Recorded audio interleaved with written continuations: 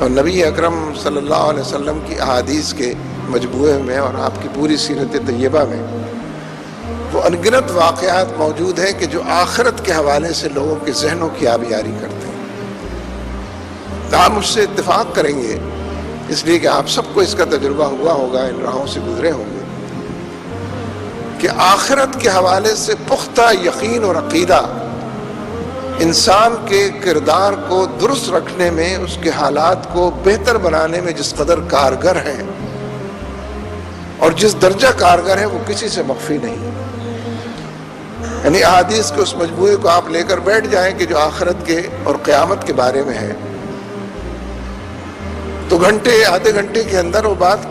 کافی ہونے لگتی ہے کہ مجھے کیسا ہونا چاہیے اور میرے اعمال کو کن سانچوں میں ڈھلنا چاہیے اور میری زندگی کن ترجیحات کے مطابق گزرنی چاہیے۔ اس معاملے میں کوئی دو رائے نہیں رہتی۔ یعنی اللہ تبارک و تعالیٰ کی پکڑ اور باز پرس کے حوالے سے بھی، اور اس کی جتنی نشانیاں ہیں اور جس کی عطا اور بخشش ہے اس کے انعامات کے حوالے سے۔ اس لیے جو لوگ دعوت کے میدان میں کام کرتے ہیں اور جو لوگ اس بات کے حریص ہیں کہ لوگوں تک بھلائی پہنچے اور وہ نیکی کی طرف آئیں، چلیں اور بڑھیں، جو لوگ حالات کی گراں کا اندازہ کرتے ہیں،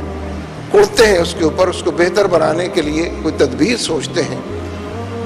ان بہت ساری تدابیر میں یہ تدبیر بڑی حد تک زیادہ مؤثر کہی جا سکتی ہے کہ لوگوں کو حساب کتاب اور جواب دہی کے احساس سے بار بار اس طرف لایا اور بلایا جائے کہ یہ دنیا فانی ہے، یہ پانی کا بلبلہ ہے، یہ ابھی ہے اور ابھی نہیں ہے، اس کو فنا کے گھاٹ اترنا ہے۔ اور دنیا تو ہو سکتا ہے ہزاروں سال سے چلی آتی ہو اور آئندہ ہزاروں سال تک چلی رہے، لیکن میری اور آپ کی دنیا تو وہ ہے جو زندگی میں نے گزار لی ہے، اس سے پہلے حالات اچھے ہوں، اس کے بعد اچھے ہوں، جو کچھ بھی ہوا کرے۔ اور پھر انسانوں کی زندگی میں بھی کتنی زندگی ہے کہ جس کو حقیقی معنوں میں زندگی آراستہ پیراستہ زندگی کہا جائے۔ کوئی بچپنے کی زندگی ہے، کوئی طفولت کی زندگی ہے، ناواقفیت کی زندگی ہے، لا علمی کی زندگی ہے، پھر بڑھاپے کی زندگی ہے، عجز و درماندگی کی زندگی ہے۔ آدمی بھرے ہوئے لوٹے کی طرف ہاتھ بڑھاتا ہے، اس کو اٹھانے کے لیے اسی کی طرف لڑک جاتا ہے، ادھر ادھر دیکھتا ہے کسی نے دیکھا تو نہیں، کیا ہو گیا ہے مجھ کو بھائی۔ عمر کے اور صحت کے اور مجموعی حالات آدمی کو کہاں سے چلتا ہے، یعنی کتنی زندگی ہے جس کو زندگی کہا جائے۔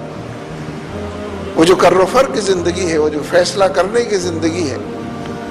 وہ جو اشاروں کو حکم بنانے کی زندگی ہے، وہ جو لوگوں پر راج کرنے، ایک فیصلے ایک دستخط سے 100 کو ملازمت سے برطرف کرنے، 100 کو نیا رکھ لینے کی زندگی ہے، بڑے اقتدار کی تمکن کی غلبے، وہ کتنا عرصہ انسانوں کو میسر رہتی۔ بڑے بڑے جاگیرداروں کو، بڑے بڑے نوابوں کو، کر و فر والے انسانوں کو، بڑے بڑے جبر کے حکمرانوں کو، بادشاہوں کو اور شیخ کو آتے اور جاتے اپنی اپنی زندگیوں میں سب نے دیکھا ہے۔